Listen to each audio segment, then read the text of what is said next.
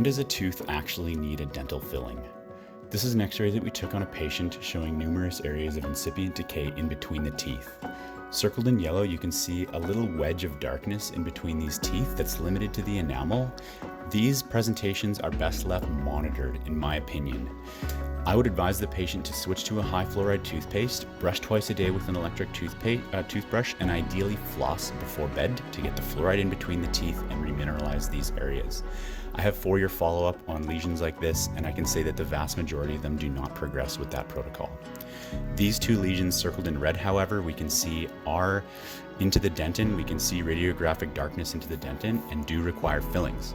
So in this video, we're going to be working on the upper right first premolar, where you can see that area of decay. So we're going to do the filling. I would have anesthetized the patient with a cartridge of 1 in 200 articaine prior to applying the rubber dam. We're going to get our rubber dam on to isolate the field.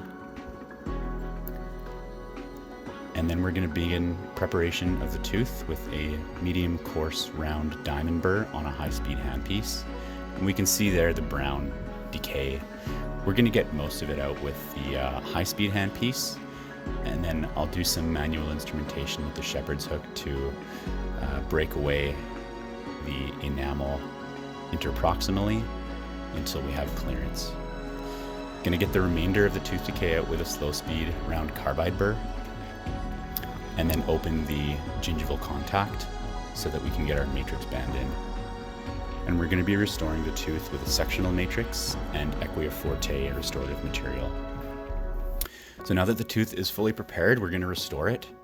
And like I said, we're going to put a medium sectional matrix band in between the teeth to hold the filling in place. Going to put a large plastic wedge apically to stabilize the matrix band. And then we're going to place a separator ring.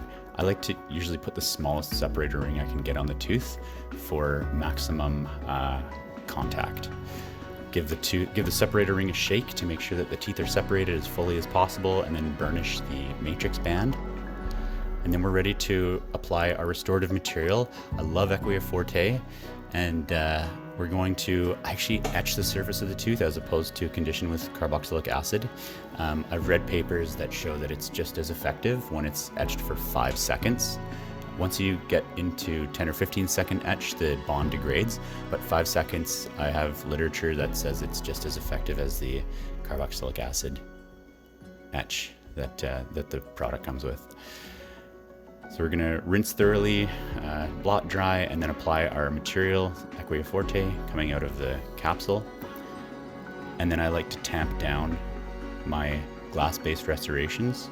I'll overfill and then kind of tamp it down to ensure good adaptation. We're gonna wait 4 minutes for it to set and then disassemble our matrix assembly. I always use a Howe plier to get the matrix out. This is a trick that my assistant said, just use these things because you try to faff around with removing them with cotton pliers or an Explorer and it just doesn't work.